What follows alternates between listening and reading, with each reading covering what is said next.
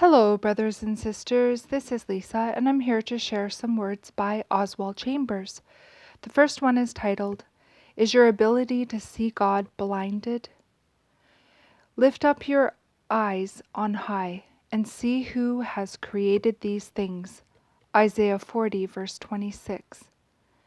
The people of God in Isaiah's time had blinded their minds' ability to see God by looking on the face of idols.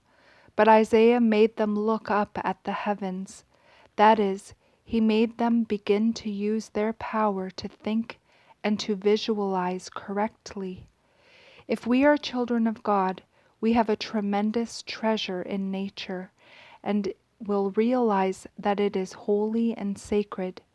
We will see God reaching out to us in every wind that blows, every sunrise and sunset, every cloud in the sky, every flower that blooms, and every leaf that fades, if we will only begin to use our blinded thinking to visualize it. The real test of spiritual focus is being able to bring your mind and thoughts under control. Is your mind focused on the face of an idol? Is the idol yourself? Is it your work? Is it your idea of what a servant should be, or maybe your experience of salvation and sanctification? If so, then your ability to see God is blinded.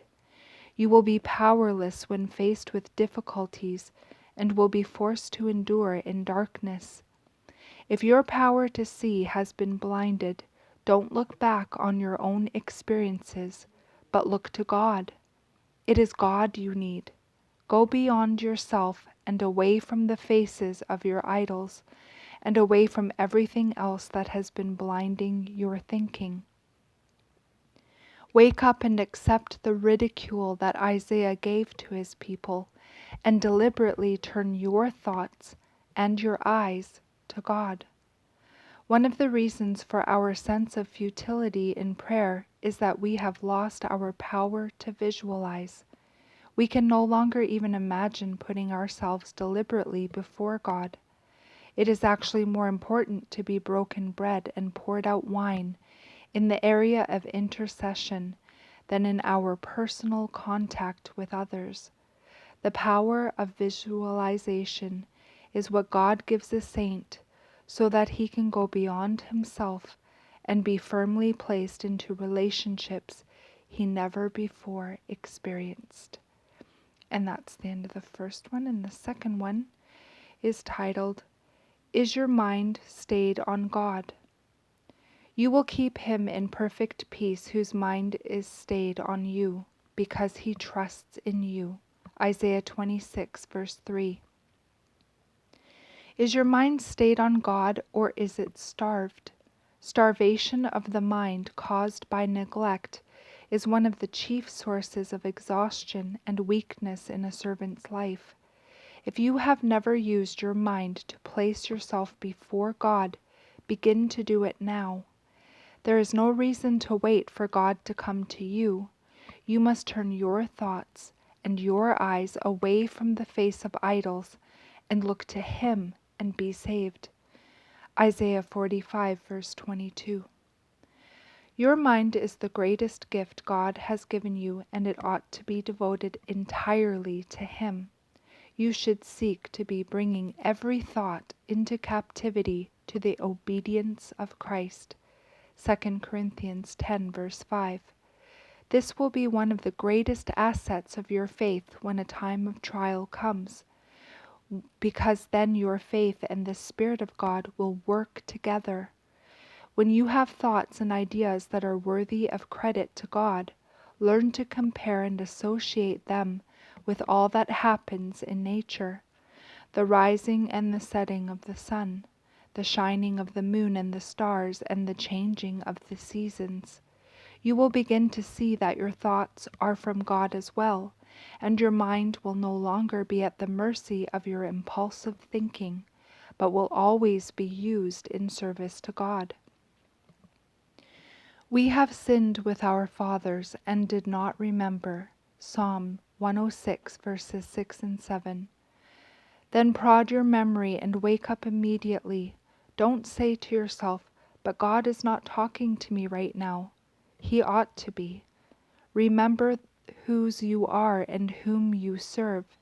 Encourage yourself to remember, and your affection for God will increase tenfold.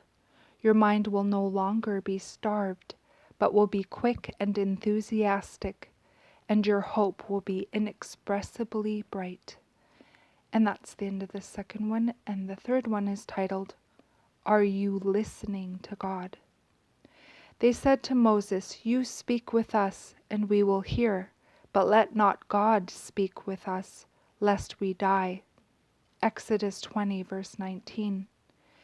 We don't consciously and deliberately disobey God. We simply don't listen to Him.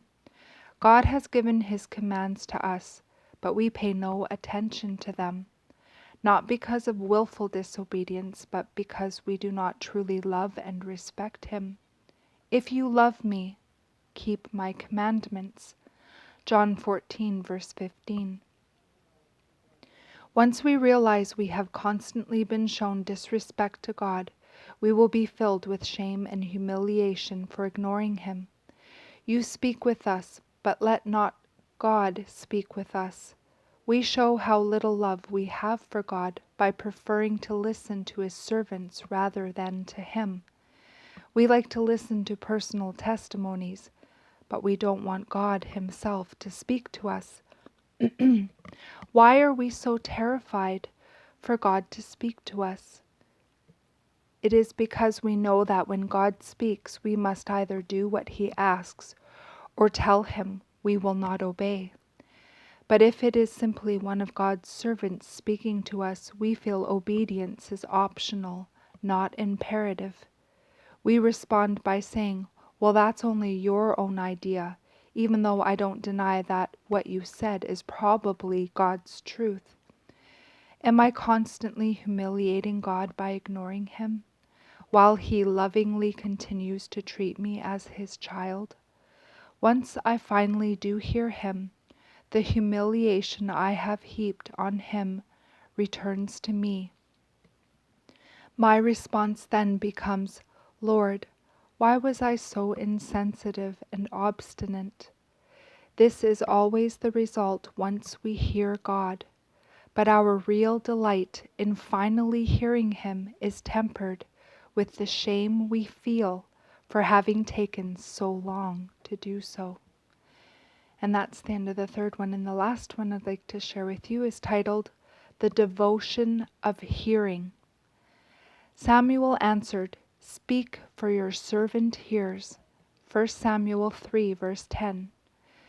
Just because I have listened carefully and intently to one thing from God does not mean that I will listen to everything He says. I show God my lack of love and respect for Him by the insensitivity of my heart and mind toward what He says. If I love my friend, I will instinctively understand what he wants. And Jesus said, "You are my friends." John 15, verse 14. Have I disobeyed some command of my Lord's this week? If I had realized that it was a command of Jesus, I would not have deliberately disobeyed it. But most of us show incredible disrespect to God because we don't even hear Him. He might as well have never spoken to us. The goal of my spiritual life is such close identification with Jesus Christ that I will always hear God and know that God always hears me. John 11, verse 41. If I am united with Jesus Christ, I hear God all the time through the devotion of hearing. A flower, a tree, or a servant of God may convey God's message to me. What hinders me from hearing is my attention to other things. It is not that I don't want to hear God, but I am not devoted in the right areas of my life. I am devoted to things and even to service and my own convictions. God may say whatever He wants, but I just don't hear Him. The attitude of a child of God should always be, "Speak, for your servant hears." If I have not developed and nurtured this devotion of hearing, I can only hear God's voice at certain times. At other times I become deaf to Him because my attention is to other things, things which I think I must do. This is not living the life of a child of God. Have you heard God's voice today? And that's the end of these devotionals. I pray that you have a beautiful day in the Lord. God bless each and every one of you. And I will see you either next video or in the air. Bye-bye.